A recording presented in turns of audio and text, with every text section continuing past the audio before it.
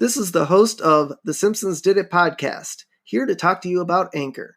If you haven't heard about Anchor, it's the easiest way to make a podcast. Let me explain. 1, it's free. 2, there's creation tools that allow you to record and edit your podcast right from your phone. Anchor will distribute your podcast for you, so it can be heard on Spotify, Apple Podcast, and many more. You can even make money from your podcast with no minimum listenership. It's everything you need to make a podcast, all in one place. Download the free Anchor app or go to anchor:/FM to get started.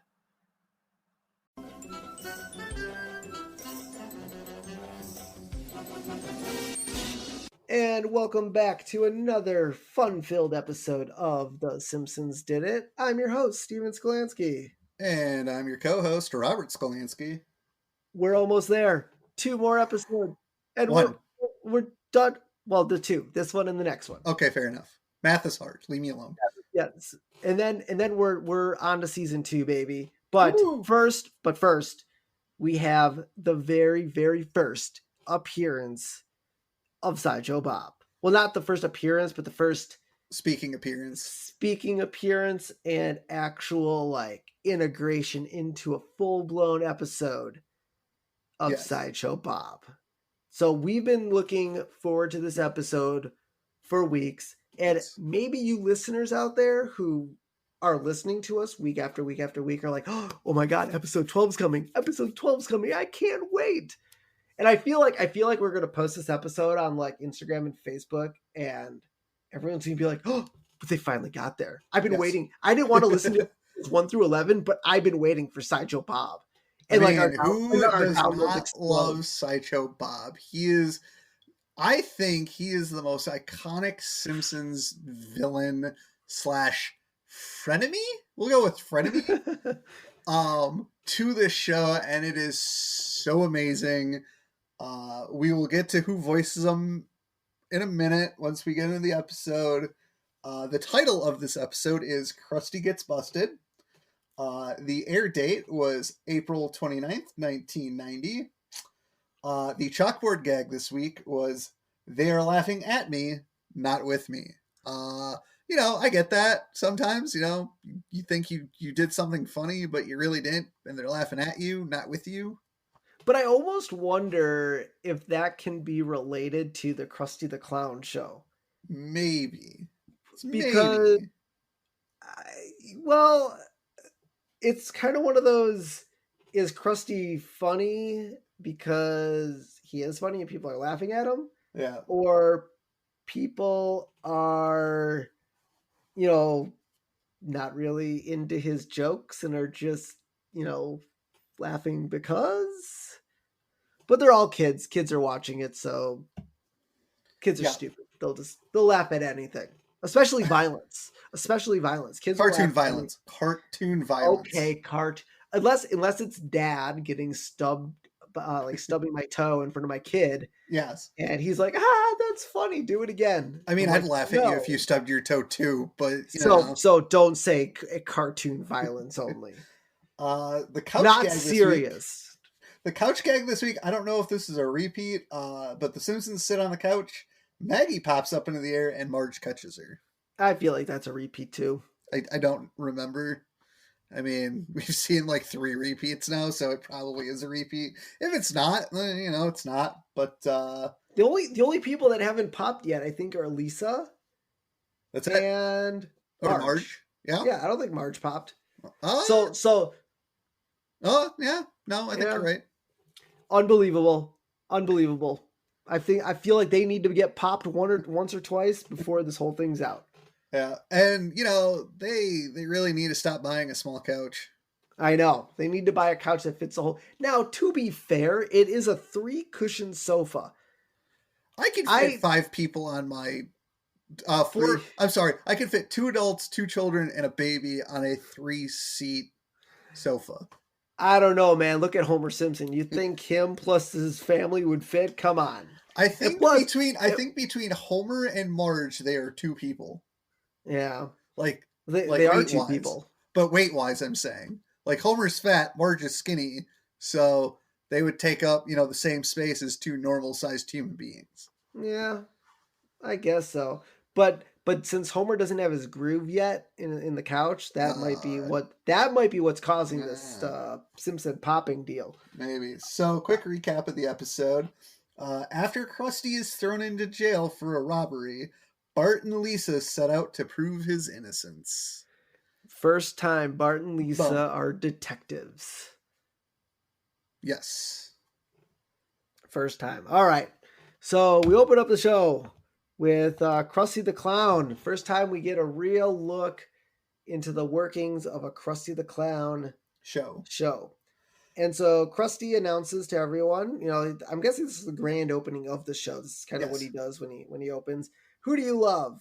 Because they're like, Krusty, how much do you love me? With all our hearts. What would you do if I went off the air? We'd kill ourselves. Like, the Krusty the Clown show is a cult for kids. It's almost like Bozo the Clown. The first thing I thought of Bozo. when I watched Krusty was, this is just making fun of Bozo the Clown.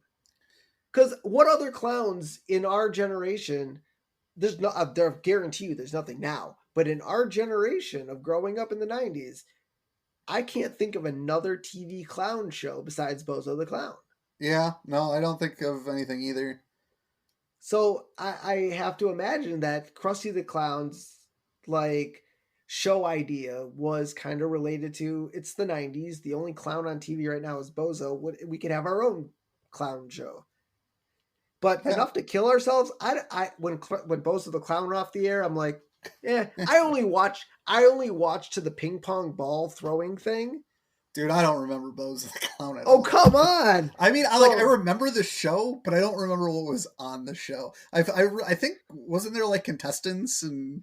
Yeah, that was throwing the ball into the bucket thing, and if you got it to bucket number 5, right? But here's the thing: I would watch the episode up until that point because that's what I wanted to see, and I'm like, all right, done with this, because they didn't have Itchy and Scrat, they didn't have cartoons or anything like that. Yeah.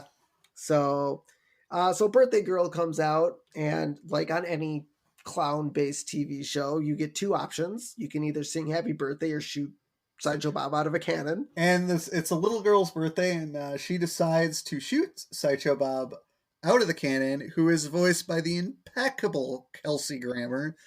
Love Kelsey Grammer. I think that is probably one of the best voice acting talents that they could have chosen for Sideshow Bob. It works so wonderfully, especially for all you oldish listeners out there who are our age, who, if you guys ever watched Frasier, as you see later in the show, Sideshow Bob is more of an intellectual type, which fits Kelsey Grammer's character on Frasier, and Krusty the Clown is just, a goofball who likes to have fun. Well, just kind of keep this in mind, though. Frasier didn't air until 1993. Oh, fair enough. And so maybe that's where... Well, but Cheers... But Cheers. Well, yep, that's what I'm looking up right now. Cheers ended 1993. So he was literally coming off of Cheers. Yes. Well, the Frasier was a spinoff. Frasier was a spinoff. Yeah. So he was just coming off of Cheers, and this was right before Frasier kicked off. And so, I mean, Frasier hit it, Kelsey Grammer hit it big on Cheers for this character. So it's kind of cool that they kind of brought that intellectual character into the Simpsons fold. So then the little girl shoots Sideshow Bob out of a cannon. The cannon shoots backwards because, Simpsons physics. And Krusty says, "Don't blame me. I didn't do it." And I feel like that's said in another episode by Bart. Yep, but they do a whole "I didn't do it" episode with Bart. That's right. But I do like that all of Sideshow Bob's hair is completely burned off. And then it grows back. It grows back. Apparently in one day his hair grows back. Now, I have been told on several occasions, if any of you listeners check out my Facebook profile and look at my pictures, I have been told on numerous occasions that I should go to Sideshow Bob for Halloween. I don't know if you could pull it off. Well, I have the hair for it because it's the Afro type. I just want to know who his stylist is. I don't think he thought of that on his own. Because in the earlier episode, he has just the red red afro. Yeah. But here's the thing. You're not tall enough and your feet aren't big enough to be Sideshow Bob. I'll be like the reverse Sideshow Bob, where like I'm Krusty. I have short feet and you know what I mean? Like I'll just be the reverse Sideshow Bob. Yeah. So I do like how the birthday song was the other option. But who doesn't want to shoot him out of the cannon? But here's the thing. Now, I don't know if it was still like this in 1990, but for anybody out there who doesn't know this, you are not allowed to sing the birthday song on television unless you want to pay royalties. So but now you can. Now you can. Do they get rid of that now? Yep. So I don't know but it was like a year ago or 2 years ago they got rid of it. I swear almost every any new like TV show saying happy birthday. all had happy birthday. They were like, oh my God, we can do it now. Finally do it. So that's probably why they didn't do the birthday song. You're correct. So the first real Itchy and Scratchy episode, which once again though, it wasn't a full episode. They did do the intro song, which for those of you that don't know, it's they fight, they bite, they fight. No. They fight, they bite, they bite and fight and bite, fight. The Itchy and Scratchy show. That's the act. That's the now. Which one fights and which one bites? I would say Itchy, the mouse, does both, and Scratchy just takes it. Well, no. It says they fight, and so both. I guess both of them would do it. I feel really does Scratchy fight though. I think Itchy just blows them up and kills them over and over again. Scratchy, and obviously Itchy and Scratchy, I believe, is an homage to Tom and Jerry. So by far, but a more violent version of that. But I do like it's the first episode and Scratchy shoots Itchy with flaming arrows. That's great. And Marge doesn't understand the senseless violence, and Lisa responds, if cartoons were meant for adults, they would put them in prime time. Which is, I think, the first instance of a meta joke, at least on The Simpsons. I don't know if there's I'm sure this is 1990s, so I'm not 100% sure about 70s and 80s if shows really made fun of themselves. I feel like this might be kind of the first meta joke about a show. I could be wrong. I don't watch a whole lot of 70s and 80s television, but it's. But I feel like it wasn't but I don't think it was something that writers did then, to make fun of their own shows. I don't think that was. But clearly here they meant to do it. Yes. They meant to do it, and it's fantastic because you don't really think of The Simpsons as a self-aware cartoon, but I mean, I guess there's other jokes throughout the seasons where I'm sure they make fun of the fact that, they're a cartoon show, but the fact that this is 1990 and the writers are writing meta jokes, I'm that's but clever. You gotta remember though, man, Conan O'Brien was one of the writers on here, and that's true. I mean, he's probably the most prolific name of these early episode writers was Conan O'Brien. But I mean, I'm sure a lot of these writers, if I look them up, were probably late night talk show, writers. Yeah, I think so. The writers for this episode were Jay Kogan and Wallace Wolodarski, and I know Wolodarski. I know that name. Yeah. At least I've heard it several times. So Marge sends Homer to the Quickie Trip. Quick Trip. Wow. Quickie Trip. The Quickie Mart to pick up some ice cream because Selma and Patty are coming over to show the Simpsons slideshow from their trip to where did they take a trip to? Did they ever say? Do you remember?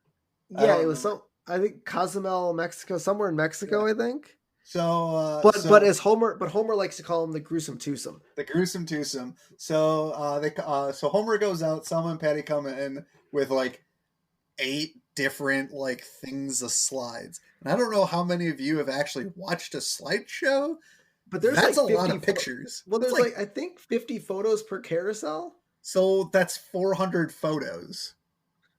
That's got. I mean, If it's that's 50, insane. that's 400 photos at a maximum. Now to be fair, I mean we've been on several family vacations. Granted, they're older and they went by themselves, but we've been on enough family vacations to Disney and Florida and Yeah. a lot of places. I mean, we take like those disposable cameras, and yeah, we go through probably 5, 6, 7 disposable cameras, but that's still 16 photos per disposable camera. I mean, Yeah. how many rolls of film? I, it's just And then insane. they had And to the sit there photos were and so bland. I mean, all the photos, like a taco platter, um, Selma and taking a nap, a siesta. a siesta. Like the other thing too is they had to take the time and put now, or maybe they didn't. Maybe where they got their pictures developed, they had the place do it for them. But that's a lot of time and effort to drop those slides in there as well. Oh yeah, I mean and that make sure they're not upside down too. Oh. It just seems insane. And did you see if they brought the projector or did they just bring in the carousels? I only saw the carousels, so maybe the Simpsons that would mean the Simpsons have a projector for carousels because Patty and Selma do this all. It feels like they do this all the time on all their vacations. But yeah, like you say, they like to travel apparently. Yeah. So while that's going on, Homer's at the Quickie Mart, and he walks past, or no, he puts a hot dog into the microwave, and the sign on the microwave, you can clearly see it when he's doing it. It says, "People with pacemakers should stay away from this thing." Stay away from this thing. Yeah, that's the sign, and keep that in mind for later in the episode. Also, Apu carries 3 kinds of chocolate ice cream: chocolate, double chocolate, and a new flavor, triple chocolate. And if you guys follow us on Facebook, this was one of my Monday moments. This is one of Homer's moments. Yeah. But here's the thing. How many different, I mean, I guess you have dark chocolate, regular chocolate, what chocolate is in there? Well, you got milk chocolate, regular chocolate. I don't know. Maybe it was different types of chocolate. Like you got regular chocolate ice cream and chocolate chips. That's what makes it double chocolate. Yeah. Or I don't know. Could be something like that. Yeah. But Homer likes his ice cream. And so we go back, and Selma and Patty are still showing their slideshow, and they show Selma taking a siesta, and Bart yells out, "Ay caramba," which I believe is the first utterance of that phrase. Yep. He's had a lot of first utterance. I mean, obviously it's the first season, but we're kind of getting through all of his, don't have a cow man, eat my shorts. We're getting through a lot of his sayings right out of the gate. So yeah, so back at the Quickie Mart. After it's robbed. So Homer takes a deep dive into the salty snacks, as the lawyer says. Which is really funny because Homer takes a step back, the fake Krusty. Yeah. Says, "Hand over all your money," and Apu's like, "I've been through this before." Well, I mean, I think the whole stereotype is that, Apu runs the Quickie Mart, which I believe is supposed to be akin to like a 7-Eleven, because from what I know and understand of 7-Eleven, it's usually run by an Indian person. I'm not 100% sure. I've only been in 7-Eleven once or twice, but I think the stereotype in the 1990s was that 7-Elevens were run by foreigners, mainly from India. I mean, I've been to a lot of gas stations today, and it still seems relatively true. And I don't know if, but 7-Eleven is the other stereotype about 7-Eleven is that it's usually in a place that's sketchy. Low quality people, sketchy people. So it gets robbed. So I think the whole joke here is, oh yeah, I've been through this before, which also leads me to believe, and we've said this in a previous episode, the Springfield Police Department is inept. Yes. So yeah, back at the Quickie Mart, the cop is asking Homer to describe the robber. What I noticed, the thing he had big red hair.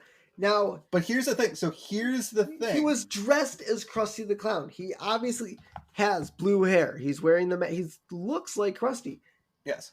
But here's the thing. Where did he get big red hair from? And like that's what I was thinking. I'm like, the rock, like, because I had to go back because I remember him talking about it. I went back and I looked at it, and it said blue hair. And now maybe it was miswritten, or maybe like, and I wrote in my, and if anybody knows anything about law, eyewitness testimony is very unreliable. You need corroborating evidence. But it's funny that the video obviously showed, well, it was in black and white. So, yeah, but like when you're actually watching it, he had like the fake Krusty had blue hair, not red hair. Exactly. So where did he get red hair from? Again, eyewitness testimony is unreliable. Plus, this is Homer we're talking about. But he obviously saw Sideshow Bob. It's just like if you look at the cop, if you look at the cop's sketch, it looks like Krusty the Clown. But that's not big red hair. Big red hair is what Sideshow Bob's head looks like. Correct. So Homer misidentified it, but the cops overlooked it. Now, or again, maybe this was an error on the animator's part or on the writer's part, or maybe they did it on purpose. I mean, this is The Simpsons. Like, they do weird stuff. It just seems so funny. And so, yeah, also... so they take Homer down to the police station to ID the clown that robbed the store, and Chief Wiggum says, "Send in the clowns," which there's a song in an episode, Krusty Gets Canceled, where he said, he sings, "Send," or maybe it's not Krusty Gets Canceled, but like they do the big show thing, and he sings "Send in the Clowns," and that's also based off of a Stephen Sondheim song from the musical A Little Night Music, which is based off of a Mozart song, which is the theme song to Sideshow Bob's show, which we'll see later in the episode. And you jumped really far ahead. So I did. We're gonna backtrack a little bit here, but it all goes together in one. No, because Krusty hasn't been arrested yet. Yeah, because he hasn't been arrested yet. Not yet. That's true. Oh, I guess so. Okay, yeah. So So I guess our notes are a little out of order. A little bit. So, like you mentioned, still no sailboat. Yeah. Behind the couch. Picture. So Homer runs in. Selma's like, "You missed the entire slideshow." He's like, "Yeah," and then grabs the remote to turn on the news. And then we see the news report. I like how they introduce Kent Brockman. And then the guy's like, "Kent Brockman off today." And so why did the clown cross the road? To rob a Quickie Mart. Now, here's the thing. So this is one of the reasons why I'm just so excited about doing this episode, is because they actually do like TV stuff, and my day job is working in television for a local news media, for a local TV station, and I can guarantee you in no respectable television market, especially when it comes to robbery, would they tease a story like this. So Green Bay is full game for all this? No, it's not. Oh, okay. All right. You said respectable, so but like, I mean, there might be some news station out there that would do something stupid like this, but I guarantee you, I was not going to say names for fear of a lawsuit. But no local station, no news director would say, "Yeah, that's okay, say that on air." You would be fired immediately or severely reprimanded. Like, it would, I mean, it's funny, it's a joke, I get it, but for accuracy's sake, that would never be allowed to be said on live television. Yeah. So, all right. So obviously, after a news story is introduced, you go to commercial. And there's a Duff commercial. Because you can't get enough of that wonderful Duff. Yeah. Well, I'm just saying, I mean, they didn't say coming up next, this story. It was literally, "I'm here. And why did the clown cross the road?" Hold on a sec. Yeah. Duff is more important. We got to get to that. So then they come back to like the breaking news. Yep. And so I think it's unrealistic, or I guess it was unrealistic that police would release the security footage right away. So I think more importantly though, so more importantly though, stores, at least I have seen enough security video footage at every store I've ever worked at. They don't have audio. Now, unless Apu has microphone. I missed that part.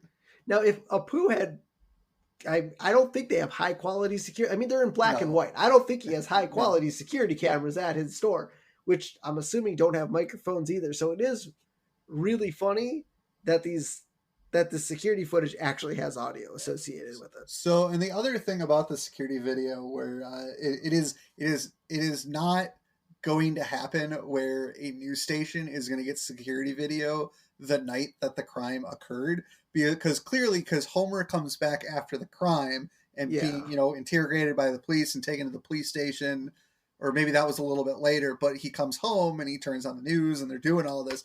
You wouldn't see that security video the night of the crime. It would be at least a week. It would be at least a week. I don't know anymore. I feel like, I mean, if you're doing a news report on it, you might get it within a day or two.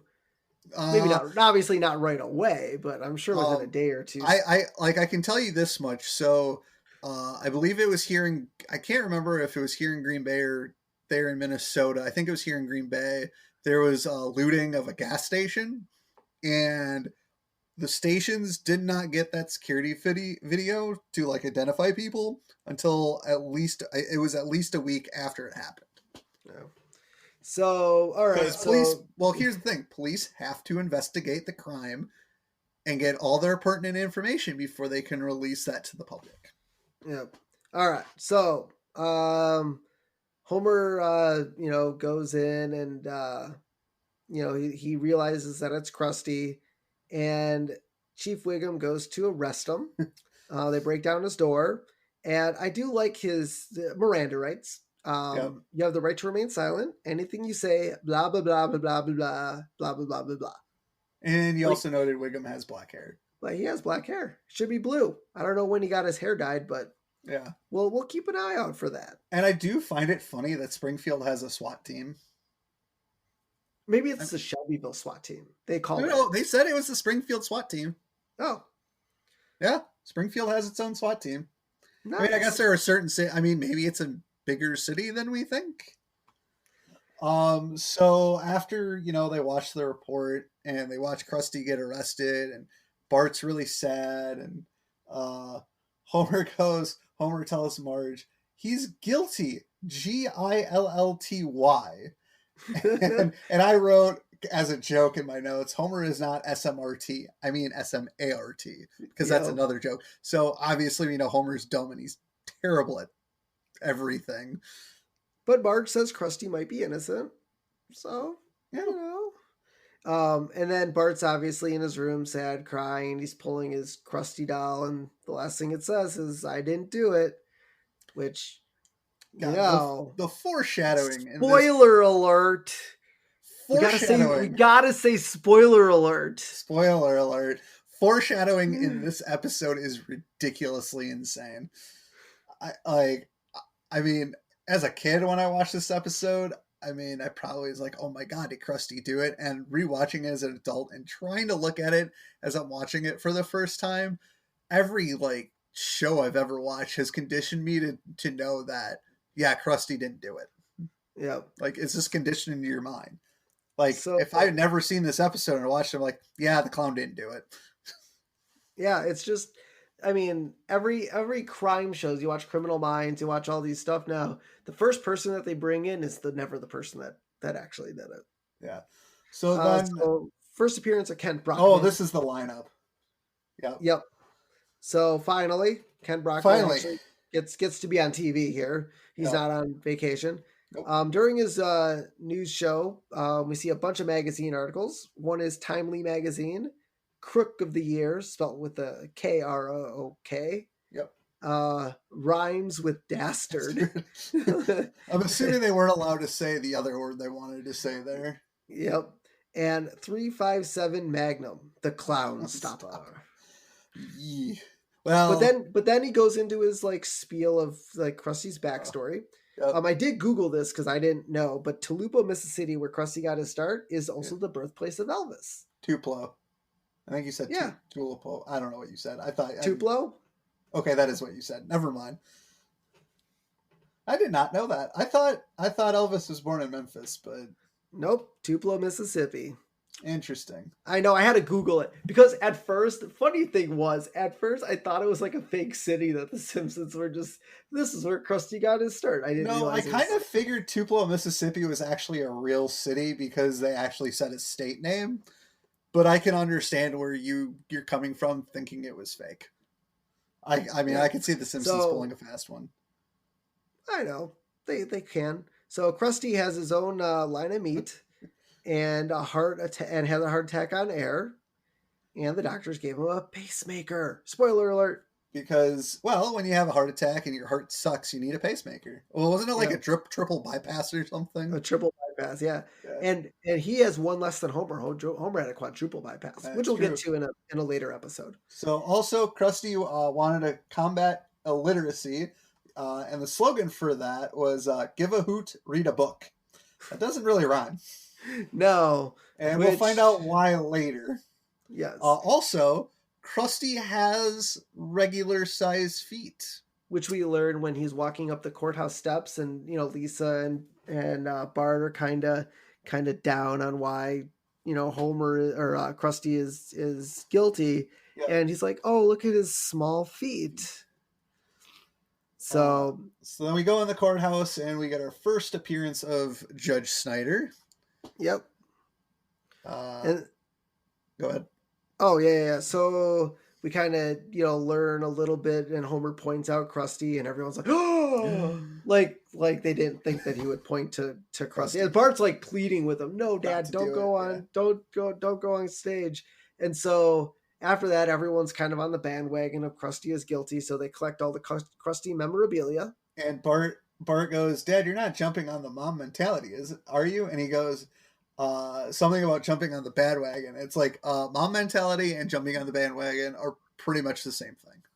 Yep. And then once they get to, I don't know if it was, I think it was like the town square, like where Jebediah Springfield is.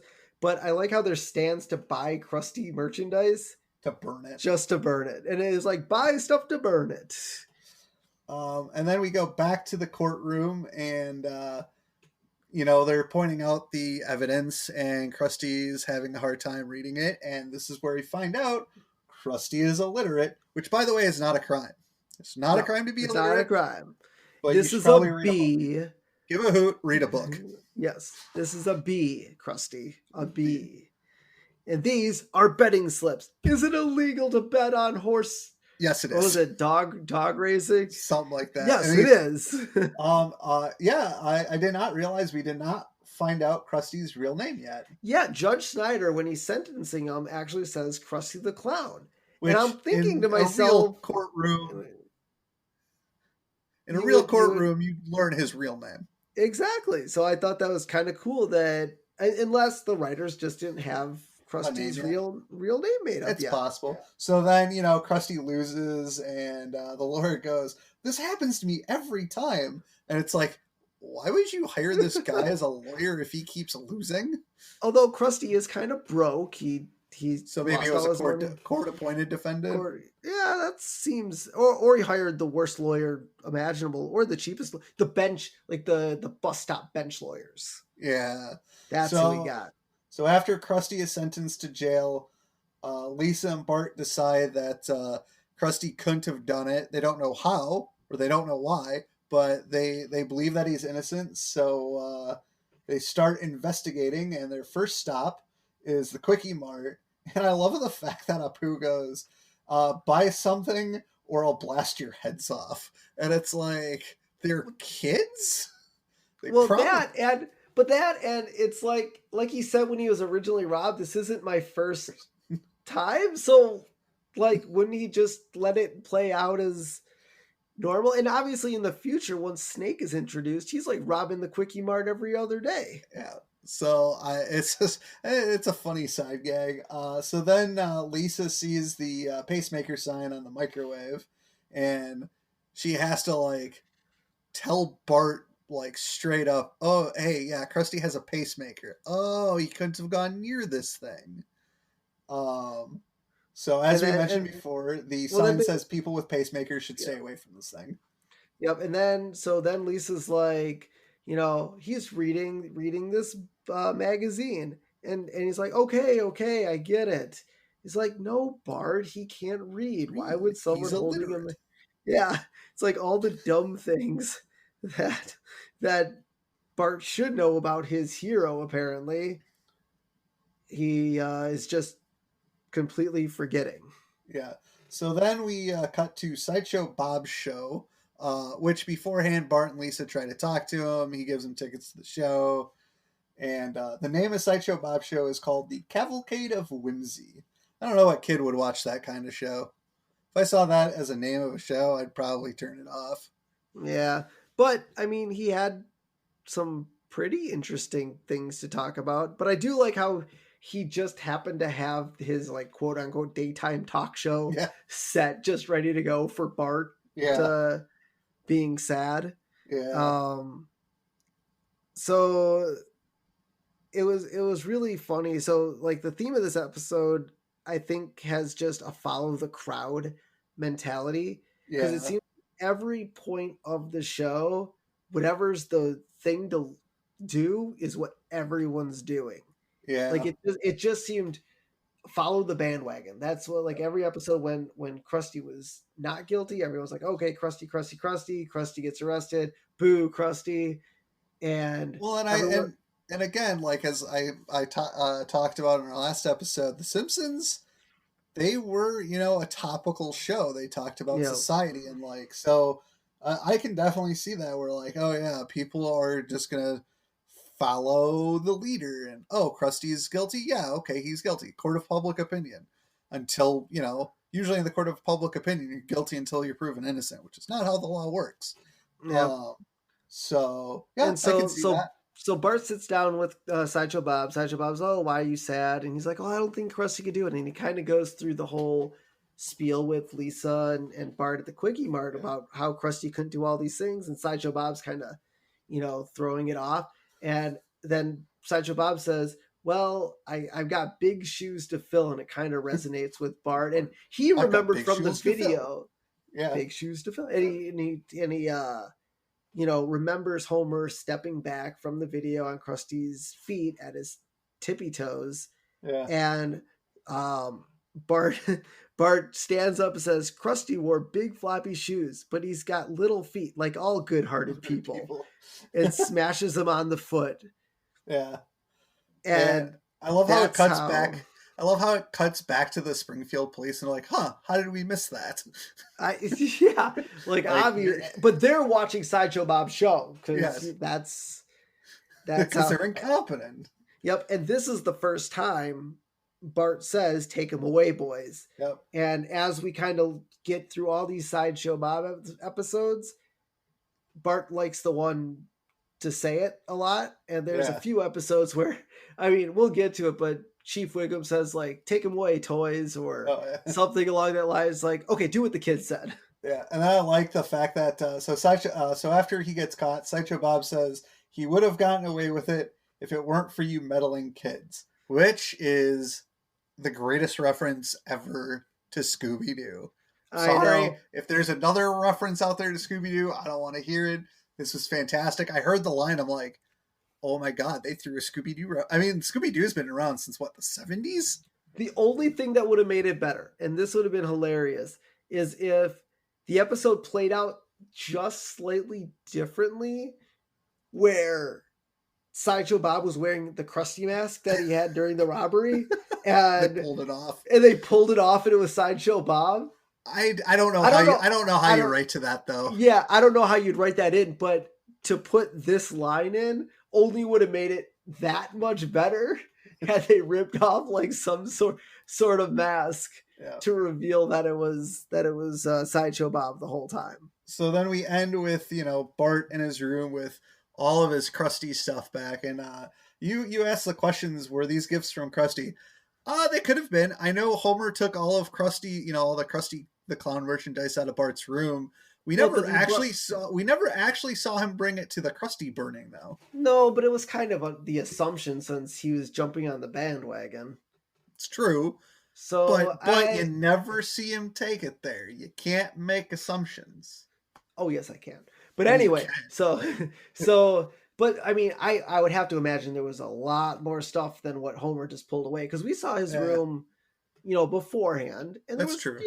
Krusty stuff sprinkled all over the place, but this not like more. I mean, this had so much more: blankets, pillows, lamps, nice. I mean, it's like Bart had the entire Krusty the Clown catalog in his room, and so I know they don't have. If he did burn everything, the Simpsons, from what we learned, don't have the money to probably buy all that crap. No. So my guess would be is Krusty thanked him for saving him. Yeah. And got him a lot of that stuff. That would be my assumption. So I would say final thoughts on the episode, but I kind of know where you're going with this one. I love this episode. This is probably not probably. This is my favorite episode of season 1. I think everybody knows I'm going to say everything's coming up Milhouse.